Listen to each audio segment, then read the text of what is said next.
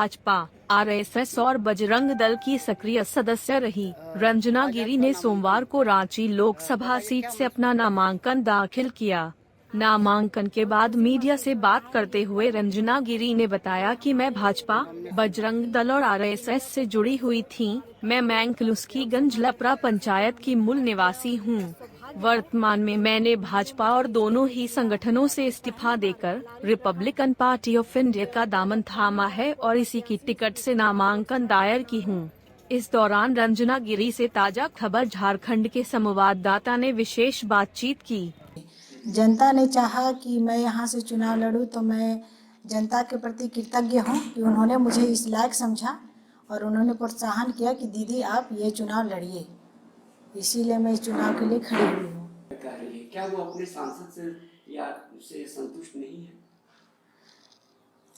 देखिए, किसी भी व्यक्ति की मैं बुराई नहीं करना चाहती हूँ, लेकिन जनता का जो ओपिनियन है कि यहाँ जो भी सांसद हैं वो सिर्फ किसी चीज़ का उद्घाटन करने के लिए आते हैं या कोई वैसे समस्याओं पर, जनता की जो आम समस्याएं हैं, बहुत बड़ी बड़ी यहाँ की जनता की गंभीर समस्याएं हैं, कभी किसी जनप्रतिनिधि सांसद विधायक ने आके कभी जनता से मिलकर उनकी समस्याओं को नहीं जाना।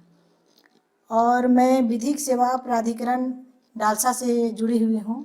वहाँ मैं 2017 से काम कर रही हूँ विधिक सेवा से। इन 8 सालों के बीच मैंने काफ़ी जनता के बीच में घूमा, जनता की हर एक छोटी बड़ी समस्याओं को जाना, समझा।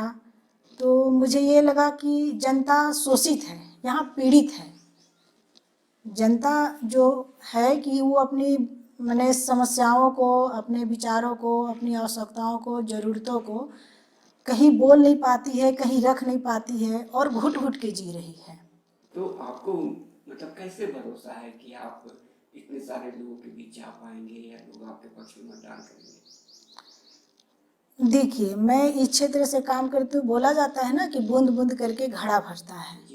तो मैं प्रयास कर रही हूँ कि उन्हीं एक एक बूंदों को मैं समेट कर, लोगों से मेरा विनम्र आग्रह है कि अभी तो चूँकि मैं सिर्फ मैंकलुस्कीगंज खलारी प्रखंड के लिए ही काम करती थी, लेकिन समस्त रांची की जनताओं से आग्रह है, मैं प्रयास करूंगी कि इन जो अचानक से ये इलेक्शन का चुनाव में उम्मीदवार उठने का लोकसभा के लिए लोग जनता मुझे बोली और ये मतलब आनन फानन में एक तरह का तय हुआ है, लेकिन फिर भी मैं प्रयास करूंगी कि मैं रांची के हर क्षेत्र से अपने जनता से मिल सकूं और उनकी समस्याओं को जानूं, उन्हें आश्वस्त कर सकूं कि अगर उन्होंने मेरे पे भरोसा किया और मुझे एक उम्मीदवार के रूप में खड़ा किया तो उनकी भरोसों को मैं कभी नहीं तोड़ूंगी।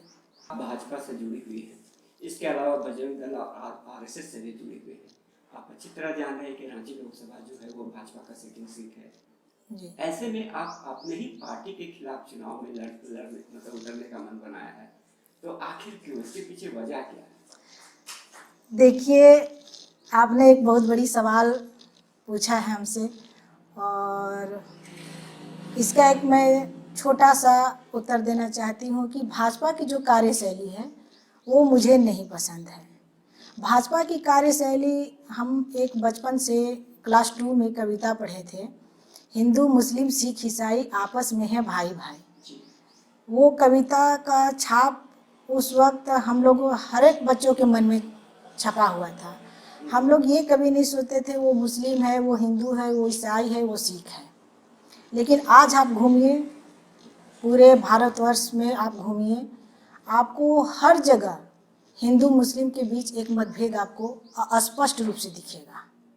जब हम लोग समस्त हिंदू मुस्लिम की लड़ाई को छोड़कर सिर्फ मानवता और इंसानियत की हम लोग को पाठ पढ़ाया जाएगा, जो चश्मा हम लोगों के चेहरे पे लगा दिया गया है कि हम लोग जिस चश्मा को, जिस रंग में जनता के ऊपर एक चश्मा पहना दिया गया है भाजपा की तरफ से, रंगीन चश्मा, जनता उस चश्मे को जब पहनकर देखती, जो दिखाना चाहती है भाजपा, जनता उसी को देख रही है। मुझे जनता से भी आग्रह है कि चश्मा को उतारिए, आप ये रंगीन चश्मा उतार कर एक बार मानवता का चश्मा पहन कर देखिए, भाईचारे का चश्मा पहन कर देखिए, आपको सब कुछ स्पष्ट दिखेगा कि कहीं भी भाजपा के जो ऊपर लेवल के जो कार्यकर्ता होते हैं, जो जनप्रतिनिधि भाजपा के द्वारा जो चुने दिए जाते हैं, वो आम इंसान, आम नागरिकों की ज़रूरतों को फिर ध्यान में नहीं रखते। वो एक तानाशाही सरकार व्याप्त करते हैं, अपनी तानाशाही लोगों के ऊपर हावी करते हैं। इसीलिए मुझे भाजपा को छोड़ना पड़ा, क्योंकि हम जैसे पीड़ित, गरीब, शोषित लोग, महिलाएं, हम लोग सिर्फ एक झंडा उठाने का उनका माध्यम बन चुके हैं। लेकिन कभी कोई ज़रूरत, कभी कोई मुसीबत आती है तो हमारे ऊपर उनका ध्यान कभी नहीं जाता है। आपने जो है भाजपा को छोड़ करके रिपब्लिकन पार्टी का दामन थामा है और शायद आप इसी की टिकट से चुनाव लड़ने जा रहे हैं। जी, रिपब्लिकन पार्टी में आपको क्या अच्छा नजर आया जो आप इस पे ज्वाइन किए? देखिए, विधिक सेवा में काम करते हुए मुझे बाबा साहेब जिन्होंने संविधान लिखा, अम्बेडकर जी, उसी संविधान की कानून व्यवस्था पर मैं काम करती हूँ, उन्हीं के द्वारा लिखे हुए संविधान के द्वारा। और उसी कानून व्यवस्था पर काम करते हुए मैंने उनकी नीतियों को जाना, और ये पार्टी जो है बाबा साहेब की नीतियों पर ही काम करती है। इसमें समतामूलक समाज की स्थापना है, सभी लोग बराबर हैं, हमारे 6 मौलिक अधिकारों में समता एवं समानता का जो अधिकार है, ये उसी अधिकार के तहत पार्टी काम करती है। इसमें कोई भेदभाव नहीं है इस पार्टी के अंदर। ये ऊंच नीच, गरीब, पिछड़े, दलित, ये सब ये चीज़ पार्टी के बीच में नहीं है। और ये लोगों की मूल आवश्यकताओं, ज़रूरतों और उनकी गरीबी, सारी चीज़ों को ध्यान में रखते हुए पार्टी कार्य करी है। और पार्टी का ये जो कार्यशैली है यहाँ, ये मुझे बहुत पसंद है कि बाबा साहेब के द्वारा चलाए गए अभियान को ये अपने निश्चित रूप से सही मायने में उनको दिशा दे रहा है। ये पार्टी कानून व्यवस्था को कायम रखते हुए ये पार्टी कार्य कर रही है। खैर, आप अपने क्षेत्र की जनता से क्या अपील करना चाहेंगे? हम अपने क्षेत्र की जनता से यही अपील करना चाहते हैं कि मैं आपकी बेटी हूँ, आपकी बहन हूँ, आपके क्षेत्र की हूँ। आप बीजेपी, कांग्रेस या पार्टी समझ के मुझे मतदान मत कीजिए। मुझे अपने घर की बेटी, बहन समझ के मतदान कीजिए।